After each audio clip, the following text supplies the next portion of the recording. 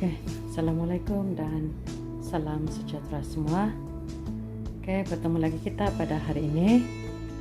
Oke, dan untuk kali ini saya ingin menyambung kembali apa yang pernah saya masukkan dalam video sebelum ini, yaitu tentang pengambilan obat. Dan untuk kali ini saya ingin memperkatakan tentang salah satu obat yang saya makan, yaitu obat yang diberikan oleh dokter untuk saya gunakan ketika saya diserang panik. Jadi disebabkan saya ini seorang yang susah untuk mengawal rasa panik bila terkena serangan itu, menyebabkan saya bergantung sepenuhnya pada obat. Ya, mungkin ramai yang cakap kita kena usaha untuk kawal diri, usaha untuk tenangkan diri bila diserang panik. Tapi seperti yang pernah saya cakap sebelum ini, bukan saya tidak berusaha untuk mengawal diri. Saya sudah berusaha, tetapi kegagalan itu lagi banyak daripada kejayaan. Jadi maksudnya saya masih belum mampu untuk mengawal sepenuhnya keadaan saya apabila saya diserang panic attack. Dan serangan panik ini sebenarnya dia datang tidak mengira waktu, tidak menentu. Kadang-kadang time saya sibuk pun saya boleh terkena serangan panik. Apatah lagi kalau berhadapan dengan sesuatu yang secara mengejut, itu lagilah serangan panik memang otomatis akan datang. Dan kadang-kadang tengah duduk diam-diam pun boleh terkena serangan panik. Jadi situasi saya ini dia tidak menentu, tidak mengira. Bila-bila masa sahaja boleh diserang panik. Macam sebelum ini, jika saya ke tempat kerja, saya berjalan kaki sahaja. Tapi sejak 2-3 menjak ini, sewaktu saya turun dari rumah, tiba-tiba saya didatangi oleh 3 ekor anjing yang menyalak dengan kuat dan mengikori saya. Jadi perkara ini menyebabkan saya terkena serangan panik pada masa itu juga, sebab saya takut kalau anjing itu gigit saya. Jadi apa yang saya boleh buat? Itu semua berlegar dalam fikiran. Jadi agak lama juga saya ambil masa untuk menenangkan diri, sehingga sampai satu tahap saya memang terpaksa makan obat. Dan sejak case itu, sekarang ini pula timbul kebimbangan saya untuk ke tempat kerja dan balik dari tempat kerja. Sebab bila pergi ke tempat kerja, saya risau jika akan berlaku lagi peristiwa seumpama itu. Jadi ini sekaligus telah menyebabkan anxiety saya menjadi teruk semula. Tapi saya harapkan agar saya mampu untuk laluinya.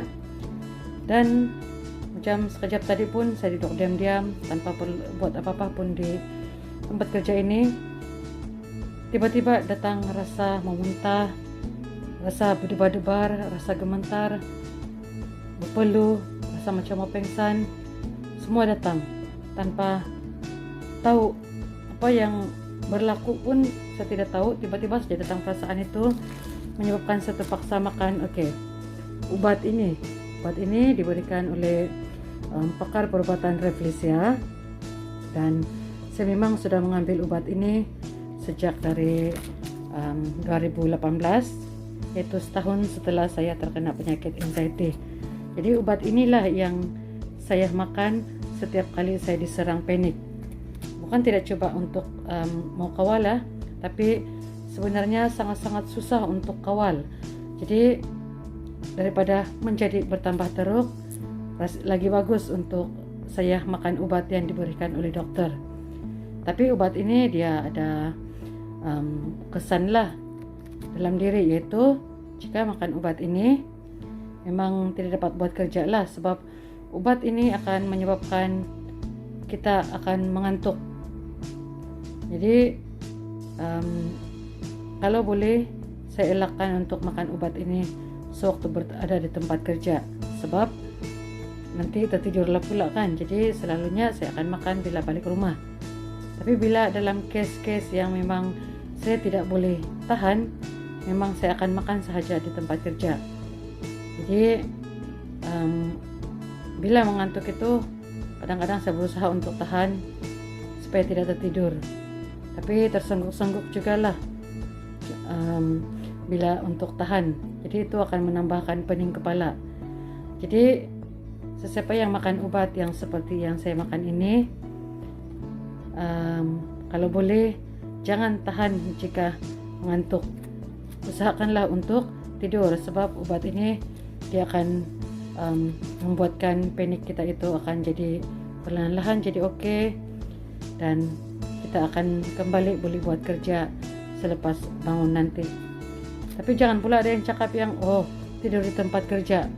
Tidak, jarang sebenarnya, cuma kadang-kadang itu terlajak jugalah bila tidak mampu untuk menahan anxiety dan serangan panik yang datang secara tiba-tiba itu.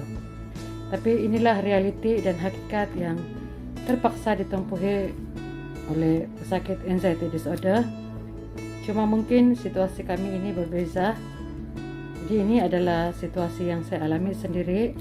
Jadi kebanyakan yang saya ceritakan dalam ini adalah situasi yang saya alami sendiri. Jadi saya tidak tahu kalau orang lain macam mana. Cuma untuk saya, inilah yang saya lalui setiap hari sejak saya disahkan mengidap penyakit anxiety disorder. Jadi obat ini memang sentiasa saya bawa kemana-mana, sebab dia sangat penting sekiranya berlaku serangan panik yang tidak mampu saya kawal. Jadi langkah terakhir adalah saya akan mengambil obat ini. Jadi mungkin itu saja yang boleh saya bebelkan hari ini. Saya kebetulan pun tengah tunggu masa untuk balik rumah, tiba-tiba saja diserang panik.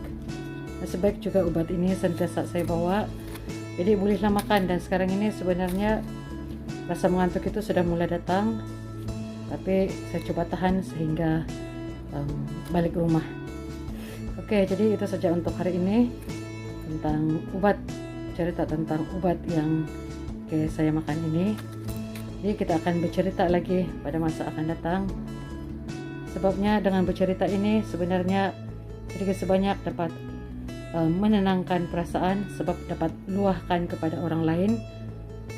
Jadi apapun respon yang orang lain beri, harap-harap respon yang positif lah, agar terus dapat memberikan semangat kepada saya untuk berhadapan dengan penyakit ini. Oke, sekian saja untuk hari ini. Jumpa lagi dalam bebelan saya yang akan datang. Oke, bye.